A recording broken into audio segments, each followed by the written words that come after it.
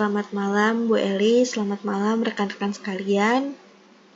Di sini kami dari kelompok 2 akan mempresentasikan terkait kajian literatur kami dengan judul Faktor Psikososial pada Pasien dengan Penyakit Kronis Diabetes Mellitus Tipe 2. Boleh di next aja.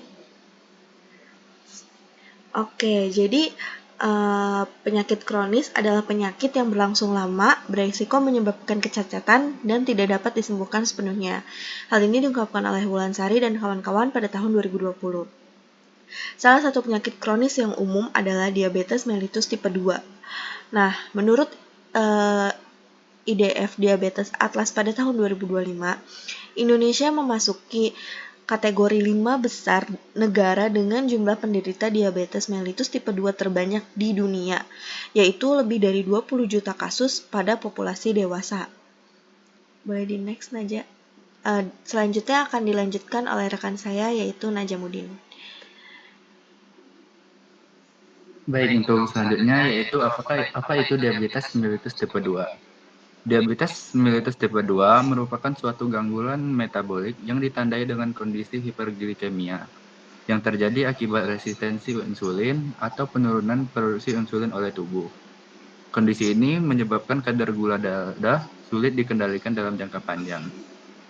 Jika tidak dikelola dengan baik, diabetes mellitus tipe 2 ini dapat menimbulkan berbagai komplikasi seperti penyakit kardiovaskular, gangguan ginjal, neuropati, serta retinopati.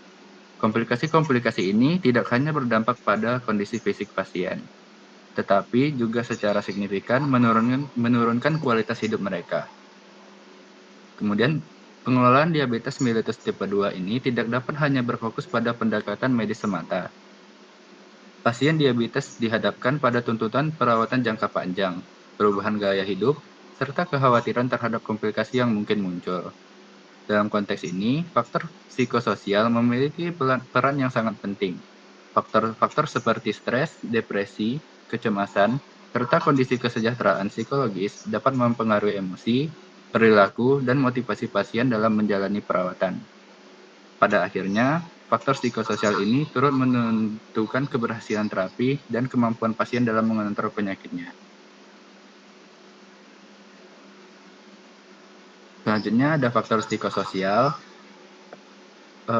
Ada 4. Yang pertama adalah depresi. Pada pasien diabetes mellitus tipe 2 ini, depresi sering ditandai dengan menurunnya motivasi, rasa putus asa, kelelahan emosional, serta berkurangnya kemampuan melakukan perawatan diri. Kondisi ini dapat menyebabkan pasien menjadi kurang patuh dalam minum obat, menjaga pola makan, maupun memantau kadar gula darah. Yang kedua, kecemasan. Kecemasan pada pasien diabetes biasanya muncul dalam bentuk kekhawatiran berlebih terhadap kondisi penyakit, kemungkinan komplikasi, maupun ketakutan akan masa depan. Kecemasan yang berkepanjangan dapat meningkatkan stres psikologis dan berdampak negatif pada gula darah. Yang ketiga ada kualitas hidup. Kualitas hidup digambarkan sebagaimana pasien menilai kesejahteraan fisik, mental, dan sosialnya.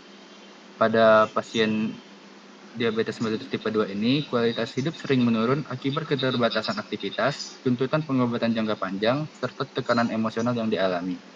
Yang keempat ada kepatuhan pengobatan.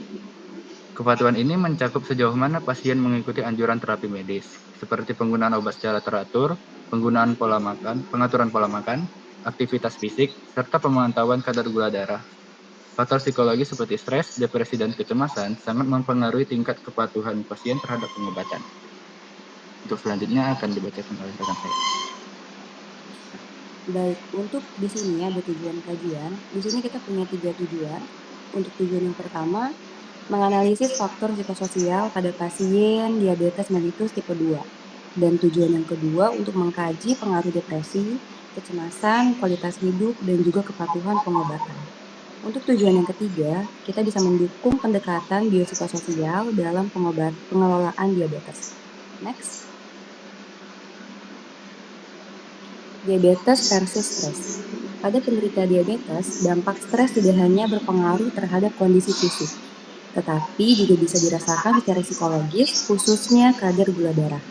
Menurut Kosasi et al. 2023, Stres bisa meningkatkan hormon kortisol, yang dimana ketika hormon kortisol ini meningkat bisa mengganggu kerja insulin sehingga gula darah sulit untuk dikontrol.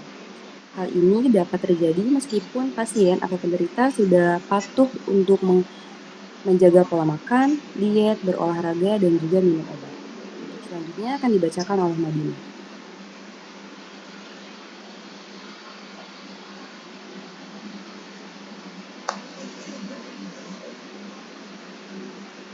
Oke, selanjutnya ada analisis komparatif antar artikel. Yang pertama ada depresi dan gangguan mental.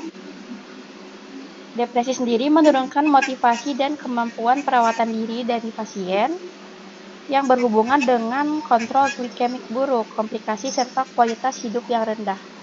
Lalu kecemasan dan PTSD berkontribusi pada penghindaran perawatan medis. Yang kedua, diabetes burnout dan distress yang muncul penyebabnya adalah kelelahan serta kejenuhan dalam menghadapi penyakit kronis, yang pada kasus ini adalah diabetes mellitus tipe 2. Tanda-tandanya adalah frustasi, pasrah, serta penurunan motivasi yang menyebabkan perilaku perawatan diri yang maladaptif serta menurunnya kepatuhan dalam pengobatan. Lalu yang ketiga ada psychological well-being atau PWB. PWB yang rendah menghambat penerimaan diri serta motivasi hidup pasien. Sedangkan PWB baik meningkatkan adaptasi, kepatuhan pengobatan, serta kualitas hidup pasien. Next. Kesimpulannya, diabetes mellitus tipe 2 ini merupakan salah satu penyakit kronis yang tidak hanya berdampak pada kondisi fisik saja, tetapi juga mempengaruhi aspek psikologis dan sosial penderitanya. Tingginya tingkat prevalensi serta kompleksitas pengelolaannya menjadikan pendekatan medis semata tidak memadai. Berdasarkan tinjauan pustaka, faktor psikososial seperti stres, depresi, kelelahan mental, serta rendahnya kesejahteraan psikologis terbukti berperan penting dalam kepatuhan pengobatan, pengendalian kadar gula darah, serta risiko komplikasi yang semakin diperparah oleh faktor usia, jenis kelamin, dan lamanya menderita penyakit. Oleh karena itu, diperlukan penerapan pendekatan biopsikososial yang terintegrasi dengan menggabungkan pengelolaan medis, dukungan psikologis, serta peran keluarga dan lingkungan sosial guna meningkatkan kualitas hidup pasien secara berkelanjutan. Next. Berikut adalah referensi yang kami gunakan. Sekian presentasi dari kelompok kami. Jika ada pertanyaan, silakan didiskusikan melalui kolom komentar. Wassalamualaikum warahmatullahi wabarakatuh.